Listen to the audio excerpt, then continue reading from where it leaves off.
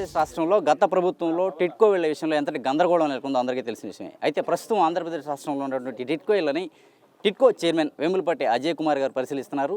ఆయన ద్వారా మరిన్ని విషయాలు తెలుసుకునే ప్రయత్నం చేద్దాం. సార్ నమస్తే. సార్ చెప్పండి, ఈ టిడ్కో ఇళ్ళు ఆంధ్రప్రదేశ్లో తీవ్ర గందరగోళం అని గత ప్రభుత్వంలో, ప్రస్తుతం మీరు ఎలా వాటిని డిస్ట్రిబ్యూట్ చేసే ఆలోచన చేస్తున్నారు? అంటే ఈ టిడ్కో ఇళ్ళు 2016లో అప్పటి ముఖ్యమంత్రి చంద్రబాబు నాయుడు గారు, అప్పటి మున్సిపల్ శాఖ మంత్రులు నారాయణ గారు ఒక ప్రెస్టీజియస్ ప్రాజెక్టుగా తీసుకొని 4,52,000 ఇళ్ళు 3 రకాల దీంట్లో చేసుకొని పేద ప్రజలకు నాణ్యమైన ఇళ్ళు మంచి లొకాలిటీల్లో మంచి ఆహ్లాదకరమైన వాతావరణంలో అన్ని మౌలిక సదుపాయాలు చేసి ఇవ్వాలని చెప్పి డిసైడ్ చేసి మొదలుపెట్టింది. దాన్ని క్రిందటి ప్రభుత్వం ఎట్టన్నా ఇది కాకూడదని ఫండ్స్ ఆపేసి మేము కట్టమని చెప్పి రకరకాలుగా టిడ్కో వాటిని నాశనం చేస్తూ నిర్వీర్యం చేసింది. ఇవాళ మళ్ళా మేము రాగానే ఒక అంచనా తీసుకొని ఒక కమిటీలు వేసినాం. ఎక్కడెక్కడ ఎన్ని ఇళ్ళు కంప్లీట్ అయినాయి, ఇంకా ఎన్ని కంప్లీట్ కావాలంటే ఎంత డబ్బులు కావాల్సి వస్తుంది, ఏ పరిస్థితుల్లో ఉన్నాయి. సో ఇవన్నీ కూడా ఒక అంచనాకు వచ్చి ఇవాళ హడ్కో నుంచి ఒక 4,500 కోట్లు రుణం పొందడం జరిగింది. దాంతో ఎవరికైతే కాంట్రాక్టర్లకి పేమెంట్లు అయిపోయినాయో వాళ్ళని పిలిచి వాటి పేమెంట్స్ రిలీజ్ చేస్తూ మీరు వర్క్ స్టార్ట్ చేయండి. ఇక్కడ ఏదైతే 365, 430 చదరపు అడుగు ఇళ్ళు ఏదైతే ఉన్నాయో ప్రయారిటీగా వాటిని కంప్లీట్ చేయాలని. ఎందుకు వాటిని కంప్లీట్ చేయాలనుకుంటున్నాం అంటే ఆ రెండు వాటిలో బ్యాంకుకి రుణాలు తీసుకున్నారు ఎవరైతే అప్లికెంట్స్ ఉన్నారో, లబ్ధిదారులు ఎవరైతే ఉన్నారో. సో బ్యాంకు ఒక పక్క గవర్నమెంట్కి 50,000 లక్ష రూపాయలు కట్టారు, బ్యాంకు నుంచి రుణం తీసుకున్నారు.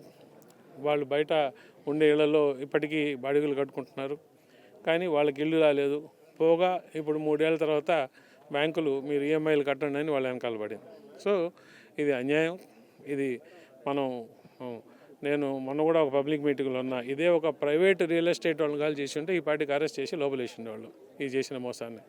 గవర్నమెంట్ కాబట్టి ఆ వైసీపీ చేసిన మోసానికి జవాబుదారితనం లేదు కాబట్టి హాయిగా తిరుగుతున్నారు. మేమేం చెప్తున్నామంటే అట్లా కాదు, మేము రెస్పాన్సిబిలిటీ తీసుకుంటాం. ఎంత తొందరగా కావాలో అంత తొందరగా చేయగలము.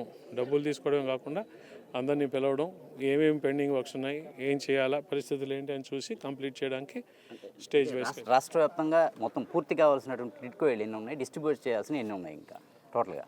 మొత్తం వాళ్ళు 2,62,000 మాత్రమే రెస్ట్రిక్ట్ చేశారండి 2019 నుంచి వచ్చిన గవర్నమెంట్. 2 లక్షల దాంట్లో నాకు మొన్న చూసిన దాంట్లో అన్ని విధాలుగా కంప్లీట్ అయినవి ఒక 90,000 మాత్రమే ఉన్నాయి. అంటే ఇంకా ఒక 1,70,000.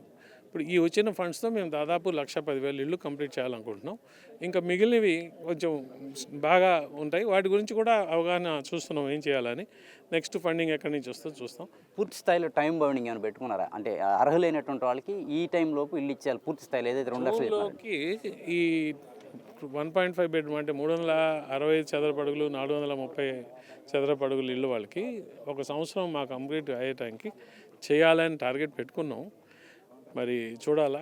బట్ ఒక జూన్ కాకపోయినా 1-2 నెలలు ఇతర తదట్లో ఎంత త్వరితగతిన చేయాలో చేసి ఇల్లు ఇవ్వాలనే ఒక ఉద్దేశంతో మాత్రం చాలా గట్టిగా ఉంది. గత ప్రభుత్వం వల్ల ఎంత నష్టం చేకూరు ఉంటుంది ఈ టిడ్కో ఇళ్ళకి?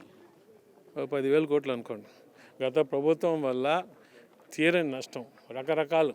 మీకు చెప్పింది ఏంటంటే మీరు ఇల్లు ఇచ్చి కట్టిన తర్వాత అన్ని విధాలా రెడీ చేసి వదిలేసినప్పుడు ఎన్ని దొంగతనాలు జరిగాయి, ఎంత ఇక్కడి నుంచి మెటీరియల్ తీసుకున్నారు, వైర్లు అయితే ఏమి, తలుపులు అయితే ఏమి, గ్రిల్స్ అయితే ఏమి, అన్నిటికన్నా there is a social cost. అది ఎవరు మీరు ఎంతసేపటికి మనం డబ్బులుగానే చూస్తాం, కానీ there is a social cost attached. అంటే ఈ ఇల్లు కట్టేసి నిర్వీర్యం చేసి ఇవి అసాంఘిక చర్యలకు అడ్డాలుగా మారాయి. ఎక్కడ పోయినా కూడా మాకు లా అండ్ ఆర్డర్ ప్రాబ్లం, గాంజాయి అమ్ముతున్నారు, సారా అమ్ముతున్నారు, ఇక్కడ రకరకాల అసాంఘిక చర్యలు జరుగుతున్నాయని అవన్నీ నివారించడానికి తలతో ఒక ప్రాణం వస్తుంది. ఇలా మేము పోలీసుల దగ్గర పోయాం, పోలీస్ స్టేషన్లు పెట్టమంటున్నాం, ఫ్రెష్గా పోలీసు అవుట్ పోస్టులు పెట్టమంటున్నాం, ఇంకా చర్యలు తీసుకోమంటున్నాం. ద కాస్ట్ అవన్నీ కానీ లెక్కేసుకుంటే చాలా దూరం ఉంది. నిర్ణీత సమయంలో ఒక 1 ఇయర్ టైం బౌండింగ్ ఉంది. ఆ టైం బౌండింగ్లో ఖచ్చితంగా వాళ్ళకి ఇల్లు కేటాయించడం జరుగుతుందని ఎవరైతే టిడ్కో చైర్మన్ ఉన్నారో అజయ్ గారు చెప్తున్నారు. కెమెరా పర్సన్ రెహమాన్తో జర్నలిస్ట్ నాని, ఏపీ అమరావతి, అభినవ్ భారత్.